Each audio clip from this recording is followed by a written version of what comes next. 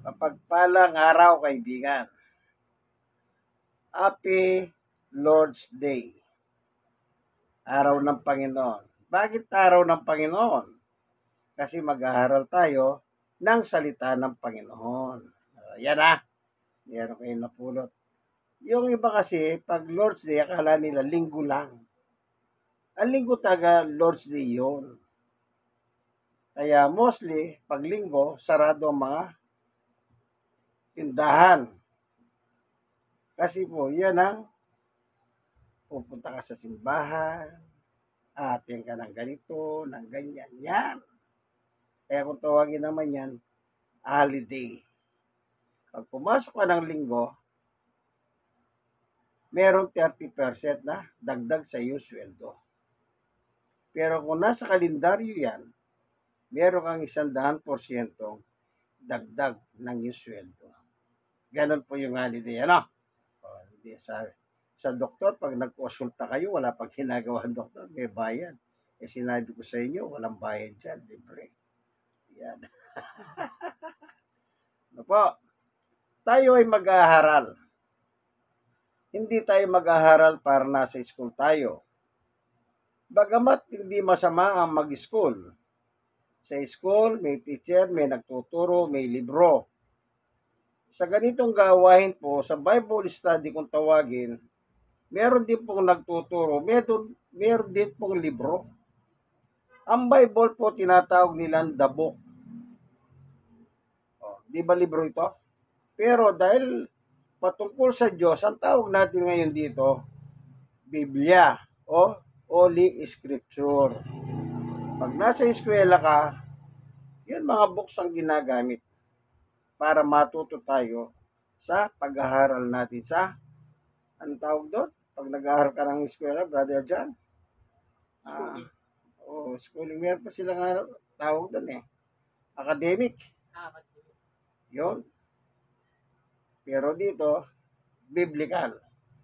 Kaya binabasa natin, New Testament ng Biblia. Alam niyo po, bakit kailangan gumamit tayong Biblia?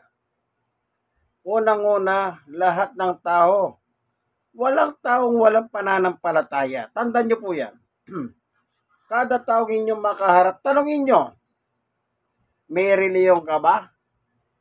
Ang sagot, meron. Yun, may pananampalataya yun. Kasi may reliyon. Ang tanong, sigurado ka ba? Yan. Sigurado ka ba? Bakit? Naturingan maraming reliyon, nag-aaway-away. Yung iba, nagpapatayan pa ka eh. Sipin nyo, reliyon sa reliyon, magpapatayan kayo. Pagkatapos, ang Diyos ko, Diyos. Hallelujah. Yan bang gusto ng Diyos? Magpatayan kayo? Mga tao reliyoso? Hindi po. Kaya tuloy, nagkakaroon ng iba't ibang kaguluhan patungkol sa pananampalataya. Alam niyo po ang Biblia, isa lang. Ano man translation ang basahin ninyo, kung minsan medyo magkalayo lang na kaunti lang naman. Pero sa kabuuan, magkakatulad yan. Magkakatulad. Bakit? Isa lang yan eh. Ewan ko, ang gugulo nila. Sila lang naman ang magulo. Ako, hindi naman ako nagugulo sa kanila. Sila nagugulo sa kanila sarili. Sige, ano? Bago tayo papalahot sa ating pag-aaral, tayo muna ilalapit sa Panginoon Diyos sa pamamagitan ng panalangin upang siya pong pumatnubay sa atin upang sa ganun tayo po'y maliwanagan ng turo at aral niya. Salamat, Panginoon Diyos, patnubayan mo kami sa tahanan ni Brother Kiko. Tulungan mo kami na maunawa namin ang salita. Tulungan mo kami na mabusog kami sa iyong salita, sapagkat ang iyong salita ay pagkain ng aming kaluluwa. Salamat po sa ngalan ni Jesus. Amen. Amen. Okay. Sa ngayon po, naglipa na ang reliyon sa buong mundo. Huwag tayong lalayo. Dito lang po sa Tondo. Tondo ito eh. Alam niyo ba kung gaano ang karami ang reliyon dito sa Tondo? Ako hindi ko alam. Pero marami. Yang marami na yan, hindi nagkakasundo yan.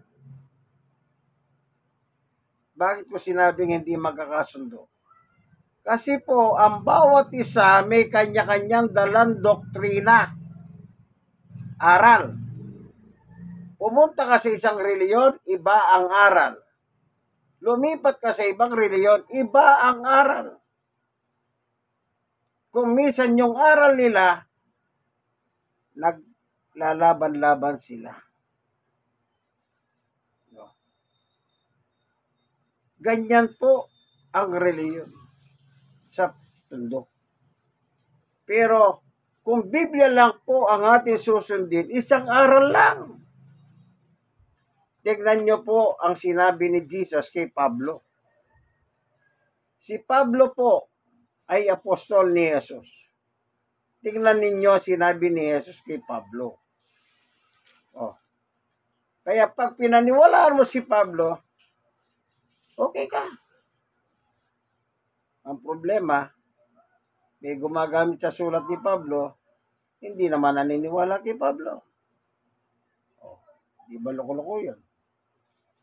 Sabi ni Jesus, ito po yung enkwentro nila sa Damascus. Sa 26 ng 12. 26:12 ng gawa. Sabi ni Pablo, yan po ang layunin ng pagpunta ko sa Damasco. Taglay ang kapangyarihan at paintulot ng mga punong saserdote. Pag nakakarinig po kayo ng saserdote sa Biblia, ibig sabihin mga pare, priest sa English. Kasi, nang tanghalian tapat habang kami naglalakbay, nakita ko po, Aring Agripa, ang isang matinding liwanag mula sa langit. Maningning pa kay sa haraw.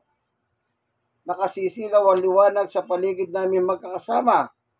14. Kami pong lahat ay nasubasob sa lupa at narinig ko ang isang tinig na nagsasabi sa akin sa wikang Hebreo, Saulo, Saulo, bakit mo ko pinag-uusig? Ikaw na rin ang nasasaktan sa pangimagsik mong yan para ka sumisigad sa tulis. Kasi, at tinanong ko po, sino kayo? Panginoon.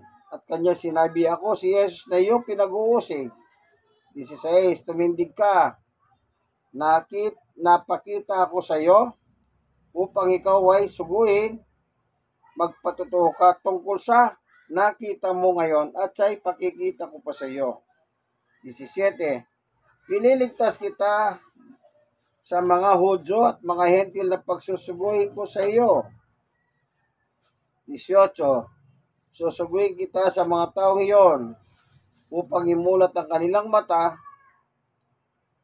upang ibalik sa kaliwanagan mula sa kadiliman at sa Diyos mula sa kapangyarihan ni Satanas, at sa pamamagitan ng pananampalataya nila sa akin, patatawarin sa kanilang mga kasalanan at mabibilang sa mga pinapaging banal ng Diyos.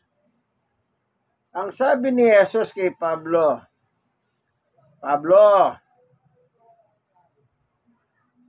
ano sabi? Magpatutuho ka tungkol sa nakita mo ngayon at ipapakita ko pa sa iyo. Sino nagsasalita dito? Si Jesus. Mula sa langit nagsasalita siya, si Pablo nasa Damasco, narinig niya si Jesus. Anong sabi? Magpatutuho ka sa mga tao na aking pagsusuguhin sa iyo, sa mga Hentil. Kanino ang ipatutuho ni Pablo? Di mismo kay Jesus galing. Kung lahat ng reliyon, yun lang ang kanilang paniwalaan, ang aral nila, aral ni Jesus, edi magkakasundo sila. Problema, pag nagtayo ka ng reliyon, kailangan may sarili kang doktrina. Kasama yung sa rehistro mo sa SEC. Oh. Nagtayo yung kabila. Pare-pareho lang kayo, Jesus, pero nag-aaway kayo. Kaya kayo nag-aaway dahil sa para kayong mga illegal recruiter. Recruit dito, recruit doon. Ba't kayo nagre-recruit? Pera. Yun ang totoo. Di ba totoo yan? Kayo nakikinig ha? Baka na-recruit kayo ng pera. Kung yung ipatutuho lang ng lahat ng reliyon, yun lang sinabi ni Jesus, di magkakasundo. Walang away. Bakit kailangan i-recruit mo pa yan? Kasi nga, iba ang dala. Saan ka nakakita? Huwag kang kakain ng baboy. Hindi ka papasok sa langit. Baboy lang, hindi ka napapasok sa langit. Ano ba yan? Paano naman yung nagtitindang baboy sa palengke? Kawawa naman. Di ba? Paano kung yung pamilya mo nagtitinda ng baboy? Tapos isa ka na nagtuturo, huwag kayo kumain ng baboy. Baka batukan ka na kasama mo sa bahay. Pinabawal mong kumain baboy yan. Meron pong ganyang nangyari sa parteng Bicol. Kunwari, huwag kakain ng baboy, yung hanap ng buhay. Literal, ang tinda nila baboy. Di ba? Nabuking Kasi kung yun ang kaya mong maghanap buhay, halimbawa, ang kaya kong maghanap buhay tungkol sa baboy, doon ako kumikita, doon binubuhay ang pamilya ko. Ngayon, pag sasabihin mo, bawal kumain ng baboy, di para magulo. Di ba magulo?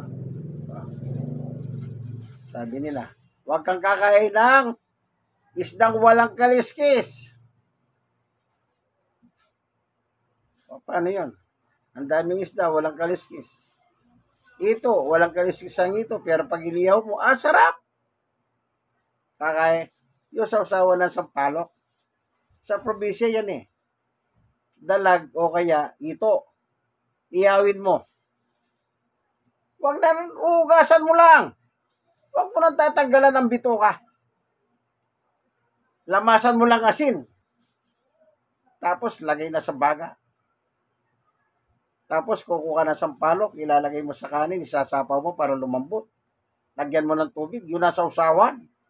Isang kilong bigas, mauubos Ang sarap. Paano ngayon yan? Walang kaliskis, huwag kang kakain? Yan ang nagiging problema ng tao ngayon. Yung iba naman, sa isang barangay, na-invite ako. Sabi niya, magsasalita ka. Nung magsalita po ako, binato naman ako.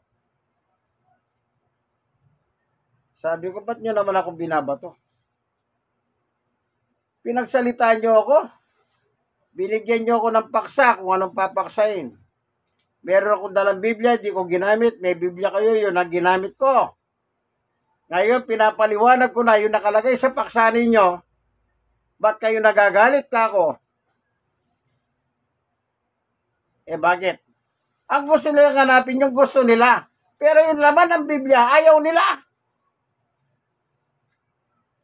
Kaya yung nag-invite sa akin, umakyat sa entablado, kinausap ako.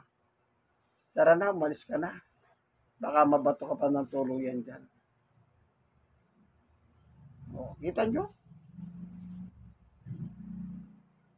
Kaya kung minsan po, naturingan nasa reliyon ka, pero walang yaka.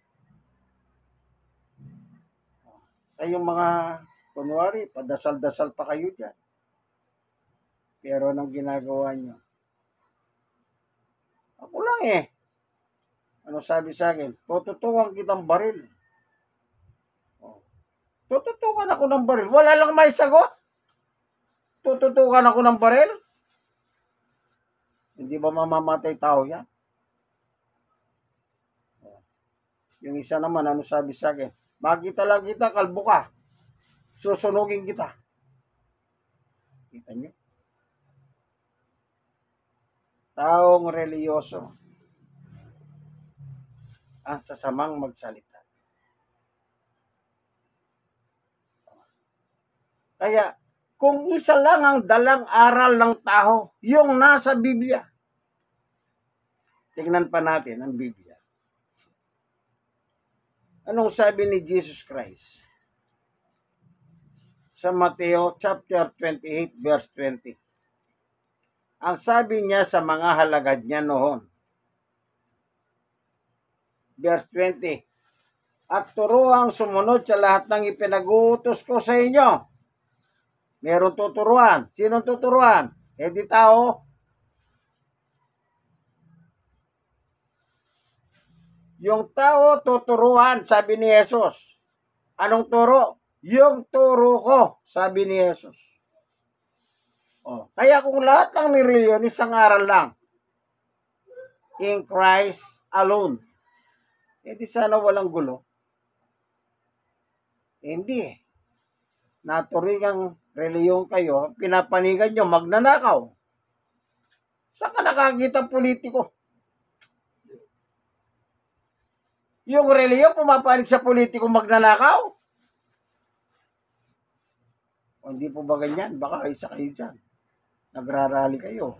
Ang pinagrarally niyo, yung magnanakaw. Na huwag sana siya matanggal. Huwag sana siya makulong. Dahil sa pakinabang. Sabi nga ni Pablo, yung pera, ugat ng lahat ng kasamaan. Bakit? Pag nakakita kang pera, magbabago na utak ko eh. O di ba, Brother Geko? Kaya yung pera dapat gamitin mo. Hindi ka dapat ginagamit ng pera. O ano pa ba nakalagay sa pera? Ang perang salaping ito ay magagamit sa pambayad ng utang ng ganito. Di pa nasa pera yon? Yan problema. Pag walang pera, delikado. Ito lang. Hindi ko siya pinopromote. Nakita nyo ba yung nasa TV? Sabi ng pulis, malinis na pulis ito. Hindi na siya pulis. Nag-apply ng trabaho. Dating pulis eh. Hindi siya tinanggap. Sabi ng nakausap niya, sana nag-isama ka nun. Ayaw mo mag-isama eh. Gusto mo straight ka. Ngayon, tanggal ka sa pulis. Di rin kita tatanggapin dito. Sabi nga na. Anong ginawa ng pulis? Nang hold up. Kita niyo po. Siya na ngayon ang ginagamit ng pera. Nang hold up. Diba? Ganyan din po ang reliyon. Kapag ang isang reliyon, malaking pakinabang, sigurado malaking pakinabang mo dyan na politiko ka. Iimurin pampit mo. Ganyan ang reliyon ngayon. Kaya nagsisimula po ang korupsyon mismo sa loob ng simbahan. Bakit? Pag nagpunta politiko doon, mag-iwan ng pera yun eh. Pwede bang hindi mag-iwan ng pera politiko? Pumunta sa simbahan mo? Pwede bang hindi siya mag-iwan? Ang lokohan yung nagsasabi, di raw ang lokohan. Yan politiko, kaya nagpunta dyan. Bukod sa bobolahin ka pa, mag-iwan siya. Kumisan, nakasobre pa nga eh. Meron din ako nakita sa TV. Politiko siya. Ito hindi ko na lang i-reveal. Nakita ko. Kung ano yung sinabi niya, nilabag niya. Politiko yun. Reliyon pa yun. Nasa reliyon. Founder pa ng isa reliyon. Binabatikos niya. Sabi ko, ano ba klaseng reliyon ito? Kunwari, siya pala rin naman. Wala tayong magagawa. Yan ang politika. Nangyari ngayon, ang politika at ang reliyon, nagsasanib na po ng pwersa. Kaya para sa inyo po, mag-isip naman kayo. Ang sabi ni Jesus, you cannot serve two master. Mamili ka. Ang Diyos o pera. Kaya kung maaari lang po, kung ako may simbahan akong hawak, hanggat maaari, wala akong papupunta ang politiko dun eh. Kung gusto magpunta ng politiko, mag-usap na lang kami sa opisina ko. Pero hindi ko siya papapasokin. Eh bakit? Kahit hindi mo sabihin, alam na ng tao yun eh. Bakit pag walang eleksyon na walang politiko pumupunta sa simbahan mo? Di ba? Pag may eleksyon, ang dami pumupunta. Tapos ano pa? Give up love. Give up love. Eh yun naman nasa simbahan. Salamat po. God bless po. Hindi niya alam. Binibili ka na. Vote buying. Di ba vote buying yan? Tapos sasabihin mo sa membro, iboboto natin si Kulapo ha. Nagbigay ng ganito ha. Nayari ka na. Dapat po, iba ang reliyon. Iba ang politika. Pag nasa reliyon ka, yung aral ni Kristo. Anong sabi niya? Turuan niyo sila. Kanino aral? Sa akin. Ang kausap niya dito sa Mateo 28, yung unang apostol, sila Pedro. Yung sa chapter 26 ng Gawa, ang kausap naman sila Pablo. Si Pablo. Si Pablo, apostol naman ng mga hentil. Kaya pareho po, dapat ang aral nila. Hindi magkasalungat, hindi magkalaban. Totoo naman, hindi naman magkalaban eh. Kasi apostol sila. Pero itong mga simbahan na ito, sasabihin ng iba, hindi tama inyo. Halika na, lumipat ka na sa amin. Ako, sa totoo lang hindi po ako naghahanyaya. Hanggat maaari. Kasi, mahirap. Bakit? Pag natisod siya sa simbahan at pinagdalan mo, malaking kasalanan mo sa kanya. Kaya ako po, sinasabi ko, malaya tayo. Malaya tayo. Binigyan tayo ng Diyos ng kalayahan. Gamitin natin yung kalayahan na yan. Kailangan isang aral lang ang dala natin. Kanino aral? In Christ alone. Salamat po, Panginoon Diyos, sa iyong pagliliwanag sa amin. Bagamat ang totoo, naghahaway-away po ang mga politiko, naghahaway-away ang mga simbahan, nang dahil po sa pera. Tulungan mo po kami, Panginoon Diyos, na maging tama po ang aming pananaw sa politika man at sa simbahan. Tanging ikaw lang po nakakahalam, Panginoon Diyos. Kaya iayos mo po ang aming pananampalataya. Maraming salamat po sa ngalan ni Jesus. Amen. Minsan pa ito po ang kanyang kaibigan, Jesus, Brother Manny Bautista. Siya naman po, nandito po kami sa loob ng tahanan nila sa Barangay 96 Sonic, Tondo, Manila. Po, kayong mga nanonood ng video ito, isa lang ang pakiusap ko. Kung may comment kayo, mag-comment kayo. Gusto ko mag-comment kayo ay biblical. Huwag po kayong gumaya sa mga kampo ni Satanas. Minumura ako pag wala na silang may sagot. Pinagbabantahan akong patay. Sipin niyo po, susunugin daw ako. Tututukan ako ng baril. Itong itsurang ito, pag-iinteresan pa. Hindi po ba? Kanya lang po, sa haral. Kasi nasasaktan po sila. Talagang ganun eh. Sa panahon nga ni Jesus, dahil nasasaktan sila, nasabi nila, ipako nga sa krus yan. Di po ba sinabi nila? Ipako yan, ipako yan. Sige po, hanggang dito na lamang, ano? God bless us all. Bye-bye.